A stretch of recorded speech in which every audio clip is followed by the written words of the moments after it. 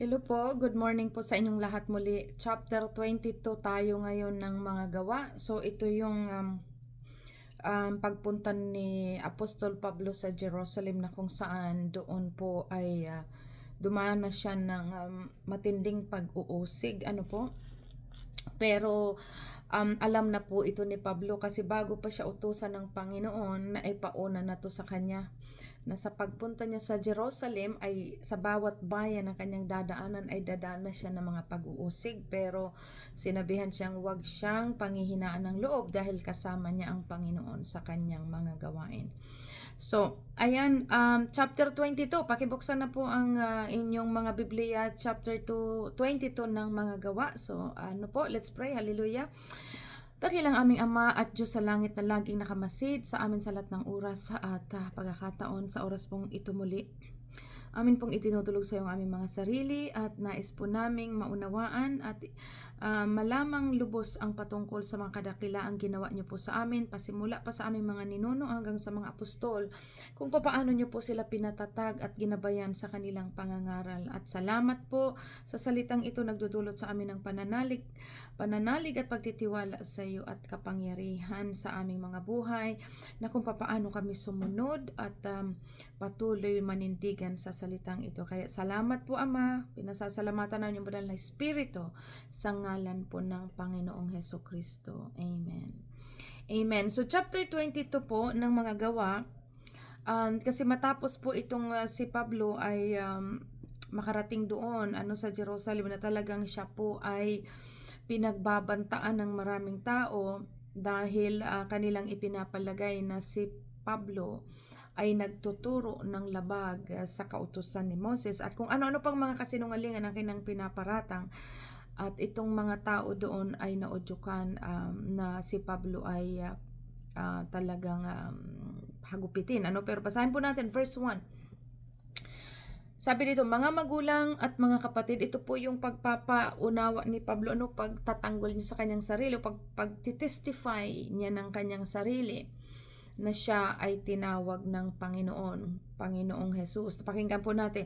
Mga magulang at mga kapatid, pakinggan ninyo ang sasabihin ko ngayon bilang pagtatanggol sa aking sarili. Nang siya'y marinig nilang nagsasalita sa wikang Hebreo, lalo silang tumahimik, kaya't nagpatuloy si Pablo. Ako'y isang Hudyong ipinanganak sa Tarso, sa lalawigan ng Cilicia, ngunit lumaki rito sa Jerusalem. Ang aking guro ay si Gamaliel at buong higpit niya akong tinuruan sa kautusan ng ating mga ninuno. Ako'y masugid na naglilingkod sa Diyos tulad ninyong lahat na naririto ngayon. Inuusig ko at ipinapatay ang sumusunod sa daang ito. So pinapaunawa dito ni Pablo po sa mga naruroon na sa Jerusalem na siya ay isang kumbaga mga kagrupo nitong mga Hudyo at ang katotohanan pinapaunawa nga ni Apostol Pablo, kasama siya nila na umuusig sa daan. Ang daang tinutukoy po dito, kung titingnan niyo itong verse 4, ang tinutukoy na sa daang ito ay ang Panginoong Jesus, because Jesus is the way, the truth, and the life. Kaya makita po ninyo dyan ang verse 4, ang daang ito, ang word na daang ay naka-capital letter kasi ito ang nagpo-point nagpipinpoint sa Panginoong Hesus. Ang Panginoong Hesus ang daan at yun ang kanyang ipinapangaral sa mga Hudyo na ayaw nilang tanggapin. Kaya dito si Apostol Pablo nagpapaunawa ito or nagtestify na kagrupo siya ng mga Hudyo. Pero nung dito nagpakilala ang Panginoong Hesus sa kanya, papakinggan po natin sabi niya dito, ako'y masugid na naglilingkod sa Diyos tulad ninyong lahat na naririto ngayon. Yan po yung mga Hudyo, mga Parisiyo, mga punong pari, mga tagapagturo ng kautusan. Sila yung sumasalungat sa aral ng Panginoong Hesus. At yan din kasama si Pablo dyan. Kaya sabi dito ni Pablo, inuusig ko at ipinapapatay ang sumusunod sa daang ito. Ipinagapos ko silang ipinapagapos ko sila't ipinabibilanggo maging lalaki o maging babae.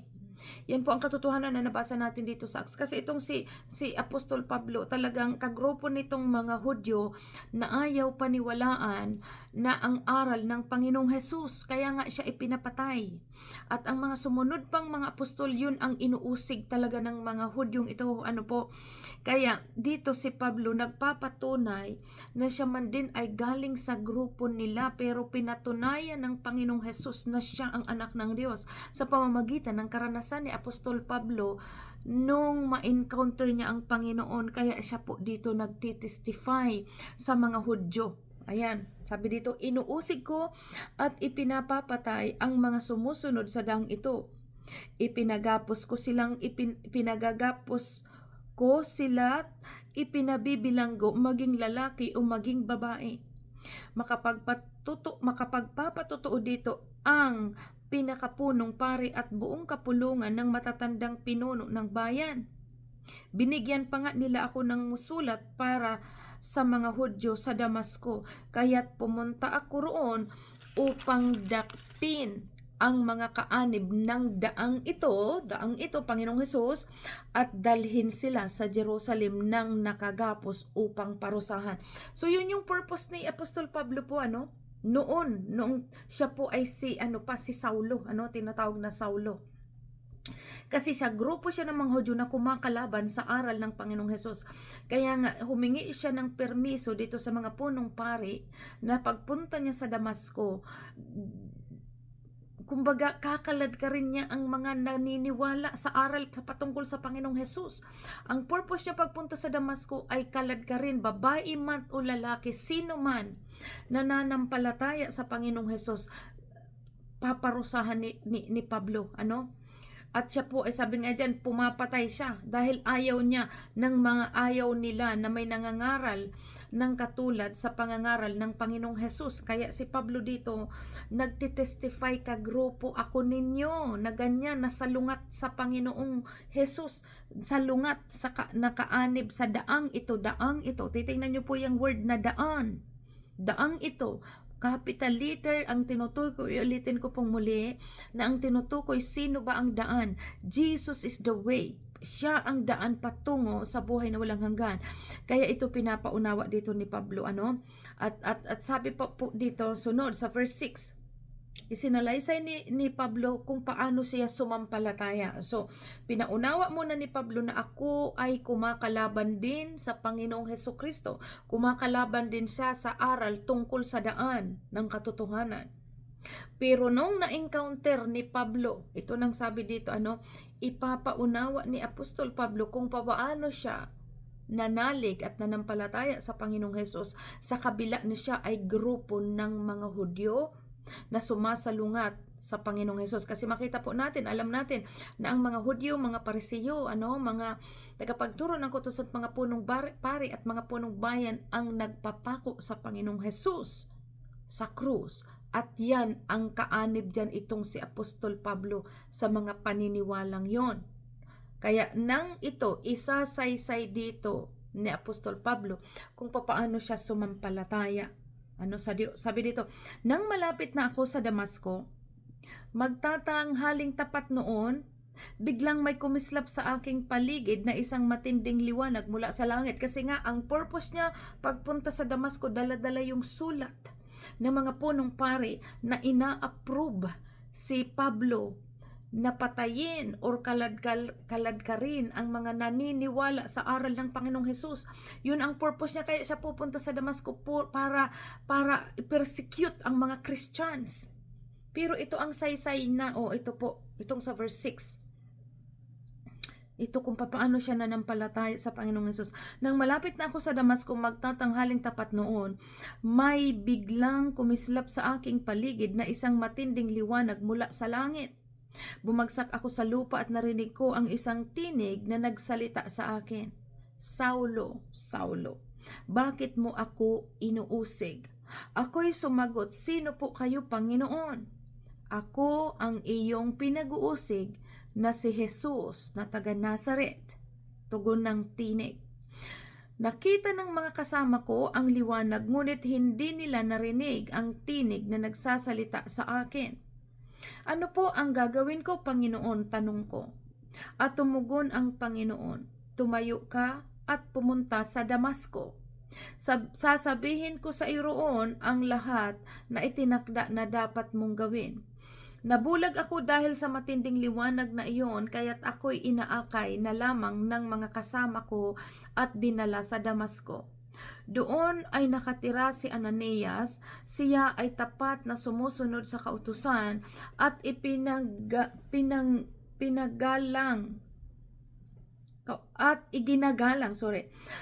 ginagalang ng mga Hudyong naninirahan doon.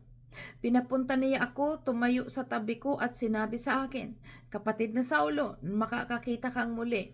Noon din nakakita akong muli at tumingin ako sa kanya. At sinabi niya sa akin, "Pinili ka ng Diyos ng ating mga ninuno upang malaman mo ang katotohanan." Yan. Makita ang kanyang matuwid na lingkod at marinig ang kanyang tinig. So yun po ang pinauna na makakaunawa. Sabi diyan yung nung narinig ni Pablo ang tinig na ito na kumakausap sa kanya, yun ang sinabi, "Pinili ka ng Diyos ng ating mga ninuno upang malaman mo ang kanyang katotohanan, makita ang kanyang matuwid na lingkod at marinig ang kanyang tinig.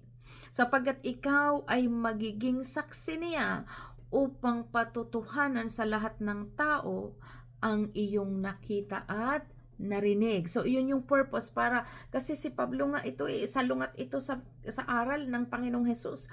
Kaya nung tinawag siya ng Panginoon, ito ang purpose para si Pablo ang magamit doon sa mga hindi naniniwala sa Panginoong Hesus. Magamit ang buhay ni Apostol Pablo na magpatotoo.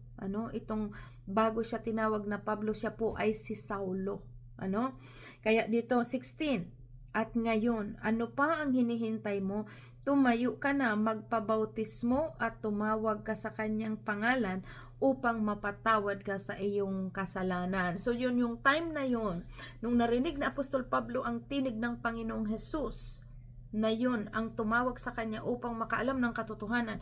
Inutusan siya dito na magpabautismo sa pangalan ng Panginoong Hesus at upang mapatawad ang kanyang kasalanan, saka po siya gagamitin ng Diyos. Dito.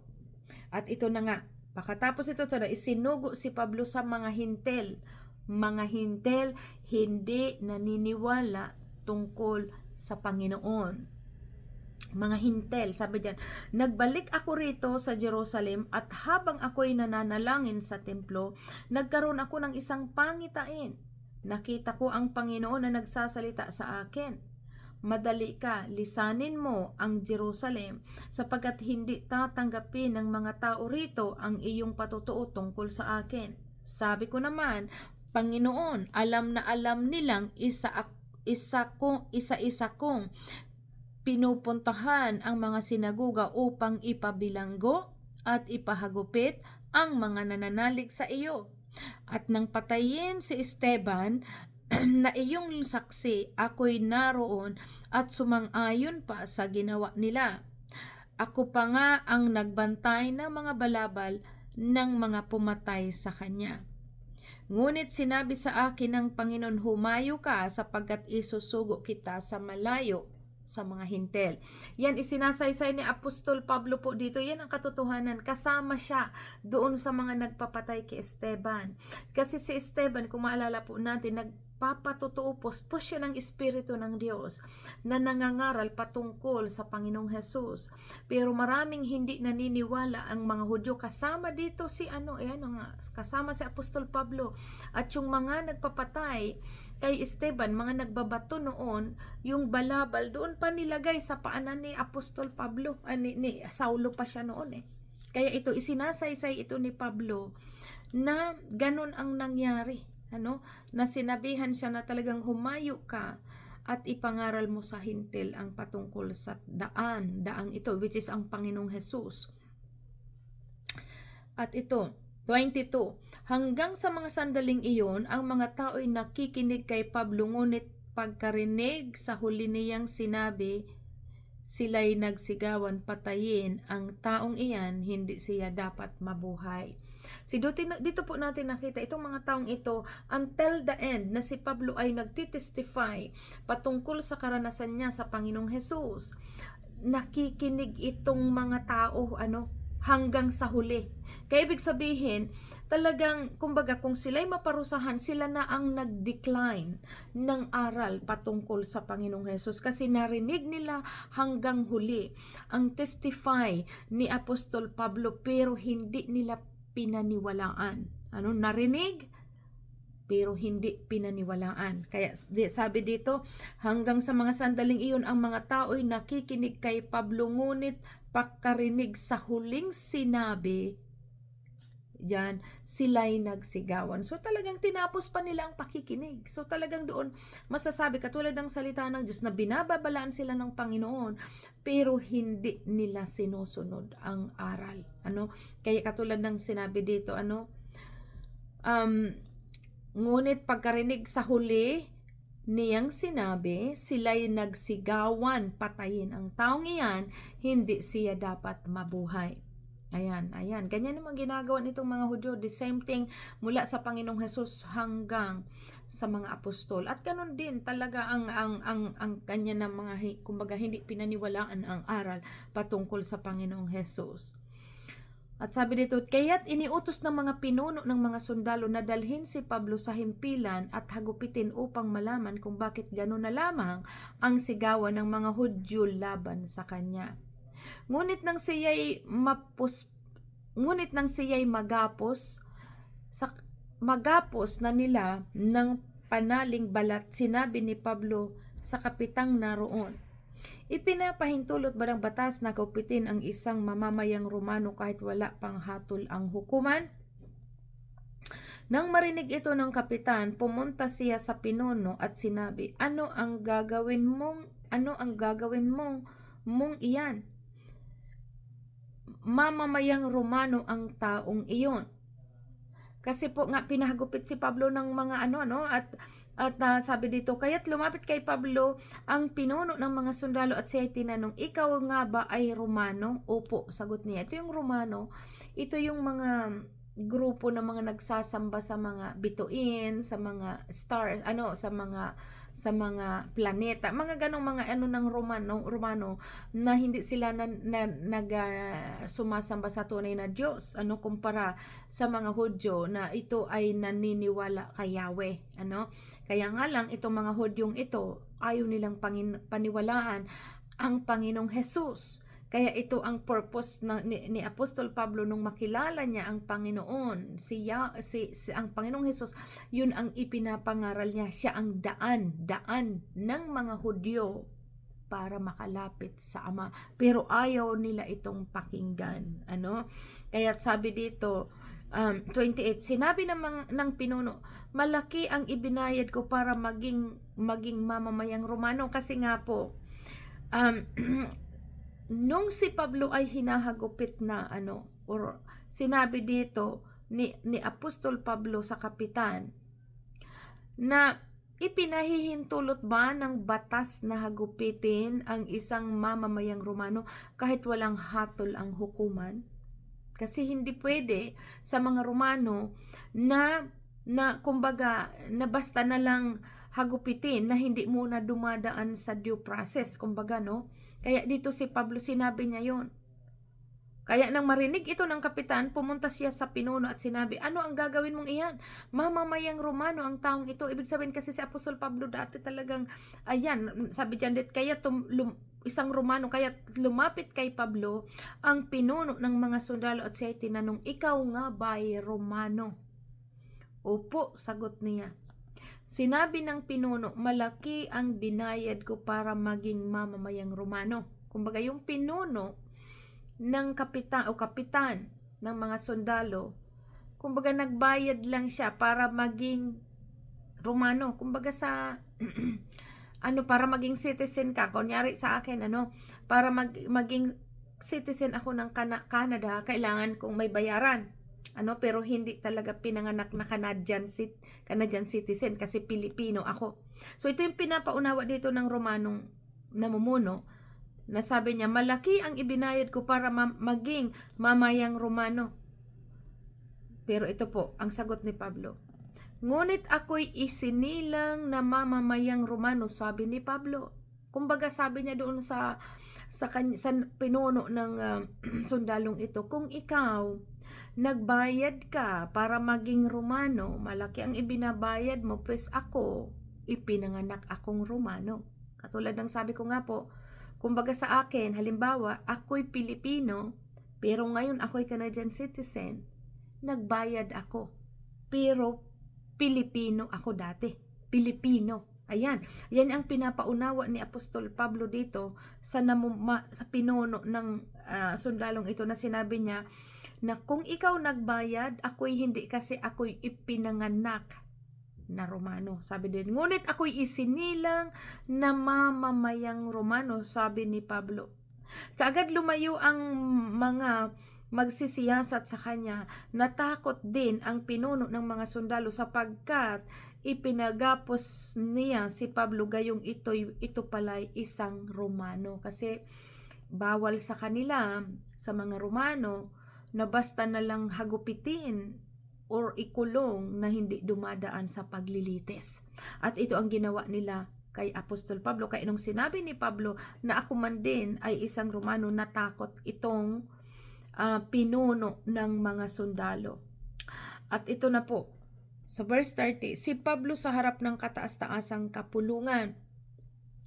Nais matiyak ng pinuno kung ano ang mga paratang ng mga Hudyo laban kay Pablo. Kaya't kinabukasan, pinakalagan niya si Pablo at Pablo ipinatawag sa isang pulong ang mga punong pari at buong kataas-taasang kapulungan ng mga Hudyo at hinarap si Pablo sa kanila. So, sa chapter 23, ito po ay maitutuloy kasi ito ang mga kasaysayan ito sa 22. Ito yung pagpapakilala ni Pablo ng kanyang sarili sa mga Hudyo. Kasi nga, kumbaga, nagtaka itong mga Hudyo, bakit itong si Pablo ay nangangaral patungkol sa Panginoong Hesukristo na dati siya ang taga-usig ng Panginoon at mga mananampalataya. Pero isinasaysay dito ni Apostol Pablo na katotohanan ang patungkol sa aral sa Panginoong Hesus kasi siya po ay nakaranas. Na-encounter niya ang Panginoong Hesus bago pa siya pumunta sa Damasco. Kasi maalala natin, ang purpose ni Saulo pa ang pangalan niya, diba? Nung siya po ay hindi kumikilala sa Panginoong Hesus, Saulo ang tawag sa kanya at siya po ay deboto. Kumbaga masyado siyang fanatic na sino man na magsalita patungkol sa Panginoong Hesus ay hindi nila tatanggapin dahil ang pinaniniwalaan lang ng mga Hudyo ay ang patungkol kay Yahweh. Ayaw nilang paniwalaan na ang Panginoong Hesus ay ang anak ng Diyos Ama na bumaba sa lupa upang ang tao ay magkaroon ng daan patungo sa Ama. Yan yung tinutukoy dito, ang daang ito. Ang Panginoong Hesus ang daan patungo sa Ama na walang makakalapit sa Diyos Ama o walang makakapasok sa buhay na walang hanggan na hindi muna dadaan sa Panginoong Hesus. At ito ang ayaw tanggapin ng mga Hudyong itong mga tagapagturo ng kautusan, mga punong pari, ayaw nila itong tanggapin na kaya nga nung ang Panginoong Hesus mismo ang nangaral patungkol sa kaligtasan, sa buhay na walang hanggan, patungkol sa aral na may muling pagkabuhay, sinalungat ito ng mga punong pare at mga tagapagturo ng kautusan. Ayaw nilang panginiwalaan ang Panginoong Hesus. At yun sila ang nagpapatay. Subalit ng Panginoong Hesus, bago pa siya namatay, mayroon siyang mga apostol na tinatawag, itong 12 disciples na ito po na sila ang nagpatuloy ng pangangaral patungkol sa kaligtasan, na kailangan ang tao ay magsisi at talikuran ang mga kasalanan, tanggapin ang Panginoong Hesus dahil siya po ang nagbayad ng ating mga kasalanan sa pamamagitan ng kanyang pagkapako sa krus. Tayo ay nalinis at pinatawad at tayo'y magkakaroon ng buhay na walang hanggan. Yan yung pinapangaral ni Apostol Pablo sa mga Hudyo, pero ayaw nilang tanggapin, kaya sila ay nagkakagulo dito. Kaya dito makababasa natin sa susunod, bukas sa chapter 23, ang patungkol sa pagtatalumpati ni Pablo sa harap ng kataas-taasang kapulungan. At napakaganda po itong kasaysayang ito, na kumbaga isang unbeliever, isang tao na hindi kumikilala sa Panginoong Hesus, ay na-encounter ang Panginoong Hesus, at siya ngayon ang nangangaral sa dating mga kasamahan, mga hintil, na talaga para maniwala na tunay at totoo ang daang ito, ang daan. Jesus is the way. Siya lamang ang daan patungo sa buhay na walang hanggan. Amen? So, dyan po tayo magtatapos, at ang 23, very exciting kaya sa inyo po na may mga Biblia, basahin ninyo ang chapter 23. Continuous tayo nitong pag-aaral, dahil nakikita natin dito ang kapangyarihan at katapatan, kahabagan talaga ng Diyos sa ating lahat. Katulad na ginawa kay Apostol Pablo, tayo man din noon ay hindi kilalang lubos ang Diyos, pero nung tayo ay nagpatuloy at nagbasa ng salitang ito, doon natin naintindihan na tunay ang pagsunod sa Panginoong Hesus ang siyang daan patungo sa buhay na walang hanggan. Amen? Pagtanggap sa Kanya, dahil siya lamang ang naghugas at naglinis ng ating mga kasalanan. Ayan. So, yan po. Hallelujah. Thank you, Father God, for the word. Salamat po na ginamit mo ang buhay na Apostol Pablo, na ito'y pagpapatunay, O God, na buhay ka ang Diyos at wala kang pinipili, at sino mang nais maglingkod sa iyo, O Diyos, talagang ikaw po ang kumikilos, at nakita namin sa buhay ng Apostol Pablo na siya po ay kumakalaban sa iyong mga salita, subalit nang ikaw po ay nagpakilala sa kanya at kinasihan siya ng kapangyarihan, makapangyarihan siyang nakakapangaral patungkol sa iyo. Kaya salamat po sa salitang ito, Ama. Pinasasalamatan namin ang kagandahang loob mo po sa amin.